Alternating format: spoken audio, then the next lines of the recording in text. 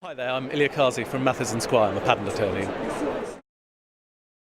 It's absolutely critical because many businesses thrive and exist on the basis of what they're doing and their intellectual property, and if they don't own it or they're not free to use it, you may find you've bought something which is of no value or you can't do anything with. Some businesses don't need patent protection. They're a retail business and they exist as they do. But if you've got a technology business and other people can immediately set up in competition, again, there's very limited value in that business. So if there's a brand and it's properly protected, if there's technology which has a patent behind it, there's a lot more value for a potential purchaser than a business which just happens to be turning out widgets. It's actually got something it can license, it's got potential larger market, it's got something to keep the competitors at bay.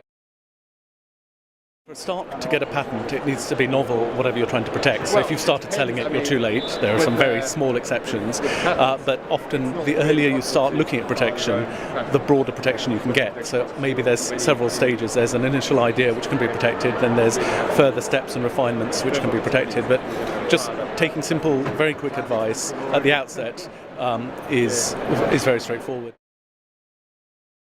You've got to bear in mind that a patent is to protect a business. It's not just a hobby or a whim, and it does cost money. Our fees cost money. There's official fees. You're going to spend a few £1,000s to get the process going, but then you only do it if your business is worth more than that. If your business is only going to be worth a few £1,000s a year, then frankly don't bother even thinking about patent protection.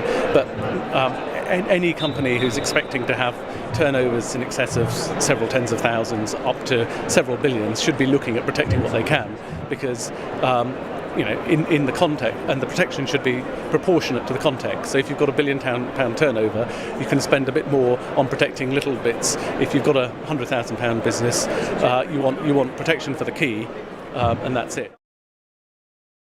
I have one client who set up a big manufacturing plant which subsequently closed down, and they made all their money from the IP, and they were saying if they knew now what they'd known, if they knew then what they know now, they wouldn't have bothered with the manufacturing plant. They'd have just protected the IP properly and sold it to a bigger competitor in the first place. So now those are exceptional stories, but a lot of clients, particularly small clients actually, you can't compete against someone with more resources and more capital unless you've got something special, and IP often gives you the sort of extra edge, because you say, look, I've got this bit of exclusivity, you may have all of this money and resource, we can do a deal, you can have my IP and I'll have access to your resource.